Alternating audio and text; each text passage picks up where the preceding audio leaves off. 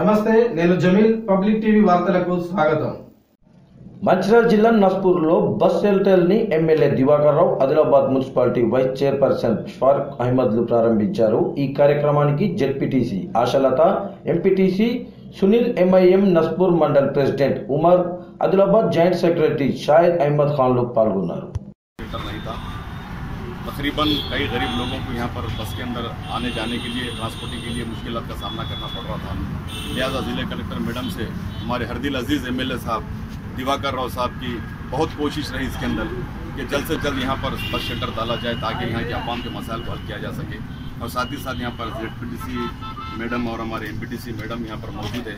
मैं उन तमाम का भी शुक्रिया अदा करता हूँ कि इन्होंने बिना मजहब व मिलत, चाहे हिंदू, मुस्लिम, सिख, ईसाई, जितने भी यहाँ पर हिंदुस्तान के अंदर जो लोग रहते हैं, एक तेलंगाना एक वाहिद ऐसी रियासत है जहाँ पर हिंदू मुसलमान तमाम एक भाई की तरह रहते हैं। तेलंगाना एक बंगारू तेलंगाना बनाने के लिए हमारे केसीआर साहब ने जो एक जद्दोजहद कर रही है, और केसीआर साहब की एक वाहिद लीडरशिप है जो आज तेलंगाना के हासिल किया।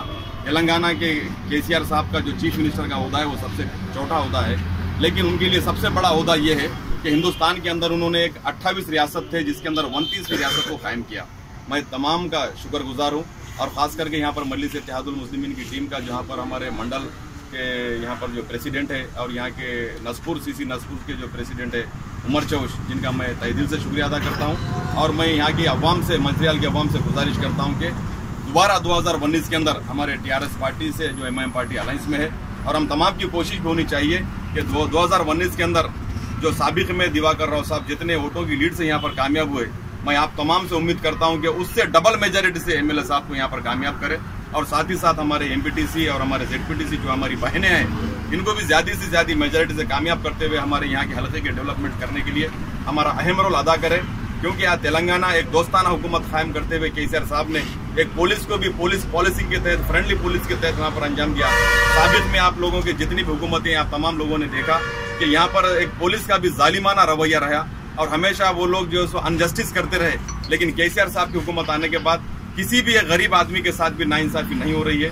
घर घर तक उनको इंसाफ दिलाने के लिए केसीआर साहब की हुकूमत जो एक जद्दोजहद कर रही है, और उसके अंदर अहम रोल अदा कर रही है मजलिस इत्तेहादुल मुस्लिमीन, जिसके नखीब मिल्लत बैरिस्टर असदुद्दीन अवैसी साहब की कामयाब हिकमत अमली और उनकी कामयाब नुमाइंदगी के नतीजे में आज तेलंगाना असेंबली के अंदर मुसलमानों के मसाइल को हल करने के लिए आज असेंबली में आप लोगों ने देखा कि शादी मुबारक स्कीम है, या वक्फ बोर्ड का मामला है, माइनॉरिटी फाइनेंस कॉर्पोरेशन का मामला है, उर्दू अकेडमी का मामला है, जितने भी मुसलमानों से रिलेटेड इशूज है अकबरुद्दीन अवैसी साहब ने असेंबली में पेश किया, और तमाम को केसीआर साहब ने असेंबली में कैबिनेट के जरिए उसको रेजोल्यूशन देते हुए मुसलमानों के मसाइल को हल करवा रहे हैं। न सिर्फ मुसलमानों के लिए बल्कि एससी, एसटी, बीसी, माइनॉरिटी, हमारे आदिवासी, दलित भाइयों के भी मसाइल को हल करने के लिए तमाम ये स्कीमात लाई जा रही है। तो स्कीमात को भी अवाम के सामने लेके जाना हम तमाम की जिम्मेदारी है।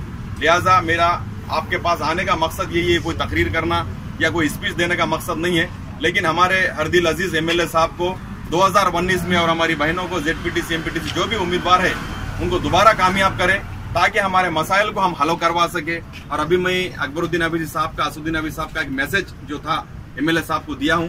एमएलए साहब से बात करने के बाद मुझे ये खुशी महसूस हुई कि उन्होंने कहा कि मंचिर्याल के अंदर जो स्लाटर हाउस है वो स्लाटर हाउस को भी सैंक्शन किया गया।